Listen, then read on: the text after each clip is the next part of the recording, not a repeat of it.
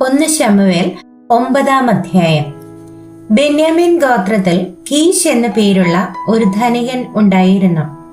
അവൻ ബെന്യാമീനായ അബീഹിന്റെ മകനായ ബെഖോറത്തിന്റെ മകനായ സെറൂറിന്റെ മകനായ അബിയേലിന്റെ മകൻ ആയിരുന്നു.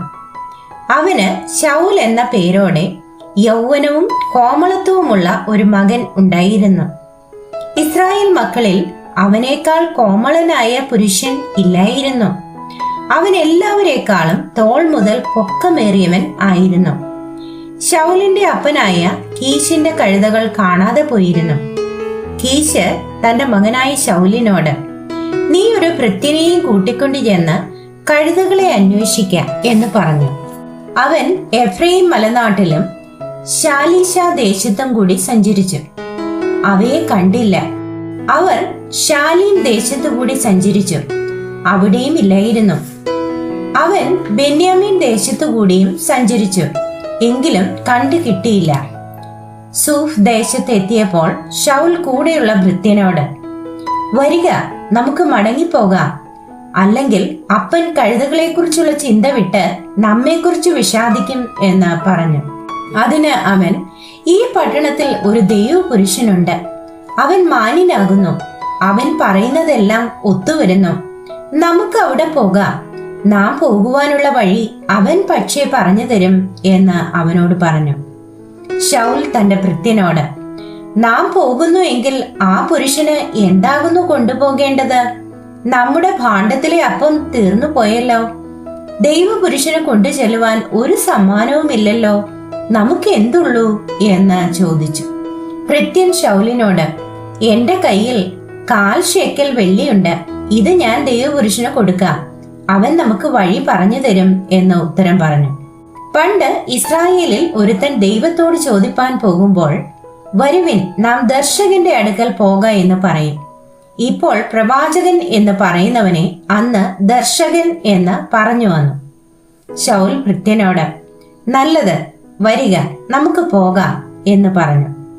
അങ്ങനെ അവർ ദൈവപുരുഷൻ താമസിച്ചു വന്ന പട്ടണത്തിലേക്ക് പോയി.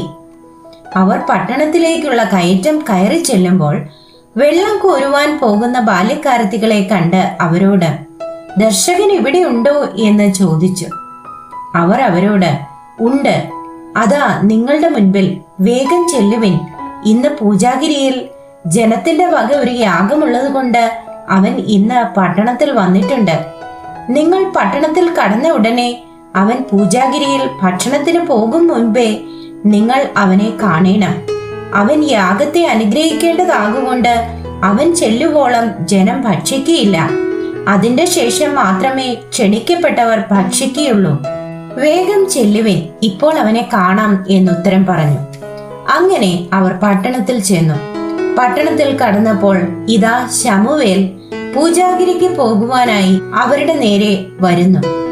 എന്നാൽ ശൗൽ വരുന്നതിന് ഒരു ദിവസം മുൻപേ യഹോവ അത് ശമൂവേലിന് വെളിപ്പെടുത്തി. നാളെ ഇന്നേരത്ത് ബെന്യാമീൻ ദേശക്കാരനായ ഒരാളെ ഞാൻ നിന്റെ അടുക്കൽ അയക്കും. എന്റെ ജനമായ ഇസ്രായേലിനെ ഭരിക്കേണ്ടതിന് നീ അവനെ അഭിഷേകം ചെയ്യണം. അവൻ എന്റെ ജനത്തെ ഫെലിസ്ത്യരുടെ കയ്യിൽ നിന്ന് രക്ഷിക്കും. എന്റെ ജനത്തിന്റെ നിലവിളി എന്റെ അടുക്കൽ എത്തിയിരിക്കെ കൊണ്ട് ഞാൻ അവരെ കടാക്ഷിച്ചിരിക്കുന്നു എന്ന് അരുളി ചെയ്തിരുന്നു.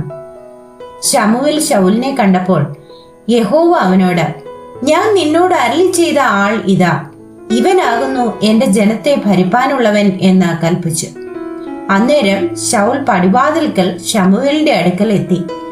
ദർശകന്റെ വീട് എവിടെ എന്ന് പറഞ്ഞു തരേണമേ എന്ന് ചോദിച്ചു. ശമൂവേൽ ശൗലിനോട്, ദർശകൻ ഞാൻ തന്നെ. എന്റെ കൂടെ പൂജാഗിരിക്ക് പോരുവിൻ. നിങ്ങൾ ഇന്ന് എന്നോടുകൂടെ ഭക്ഷണം കഴിക്കണം. നാളെ ഞാൻ നിന്നെ യാത്ര അയക്കാം. നിന്റെ ഹൃദയത്തിലുള്ളതൊക്കെയും പറഞ്ഞു തരാം. 3 ദിവസം മുൻപേ കാണാതെ പോയ കഴുതകളെ കുറിച്ച് ചിന്തിക്കേണ്ട. അവയെ കണ്ടു കിട്ടിയിരിക്കുന്നു. എന്നാൽ ഇസ്രായേലിന്റെ ആഗ്രഹമൊക്കെയും ആരുടെ മേൽ? നിന്റെ മേലും നിന്റെ സർവ പിതൃഭവനത്തിന്മേലും അല്ലയോ എന്ന് പറഞ്ഞു.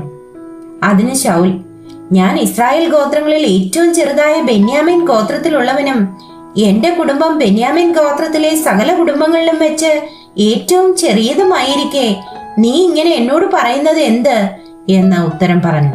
പിന്നെ ശമൂവേൽ ശൗലിനെയും അവന്റെ ഭൃത്യനെയും കൂട്ടി വിരുന്നുശാലയിൽ കൊണ്ടുചെന്ന് ക്ഷണിക്കപ്പെട്ടവരുടെ ഇടയിൽ അവർക്ക് പ്രധാന സ്ഥലം കൊടുത്തു. ക്ഷണിക്കപ്പെട്ടവർ ഏകദേശം 30 പേരുണ്ടായിരുന്നു. ശമൂവേൽ വെപ്പുകാരനോട്, നിന്റെ പക്കൽ വെച്ചുകൊള്ളുക എന്ന് പറഞ്ഞ് ഞാൻ തന്നിട്ടുള്ള ഓഹരി കൊണ്ടുവരിക എന്ന് പറഞ്ഞു. വെപ്പുകാരൻ കൈക്കുറകും അതിന്മേലുള്ളതും കൊണ്ടുവന്ന് ശൗലിന്റെ മുൻപിൽ വെച്ചു. നിനക്കായി സൂക്ഷിച്ചു വെച്ചിരിക്കുന്നത് ഇതാ, തിന്നുകൊള്ളുക. ഞാൻ ഉത്സവത്തിന് ആളുകളെ ക്ഷണിച്ചിട്ടുണ്ട് എന്ന് പറഞ്ഞുകൊണ്ട് ഇത് ഉത്സവത്തിനു വേണ്ടി നിനക്കായി സൂക്ഷിച്ചിരിക്കുന്നു എന്ന് ശമൂവേൽ പറഞ്ഞു. അങ്ങനെ ശൗൽ അന്ന് ശമൂവേലിനോടുകൂടെ ഭക്ഷണം കഴിച്ചു.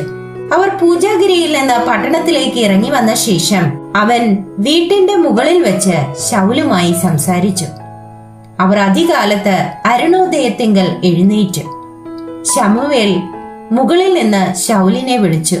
എഴുന്നേൽക്ക, ഞാൻ നിന്നെ യാത്ര അയക്കാം എന്ന് പറഞ്ഞു. ശൗൽ എഴുന്നേറ്റു. അവർ രണ്ടുപേരും, അവനും ശമൂവേലും തന്നെ വെളിയിലേക്ക് പുറപ്പെട്ടു. പട്ടണത്തിന്റെ അറ്റത്തെത്തിയപ്പോൾ ശമൂവേൽ ശൗലിനോട്, ഭൃത്യൻ മുൻപേ കടന്നു പോകുവാൻ പറക. അവൻ കടന്നുപോയി.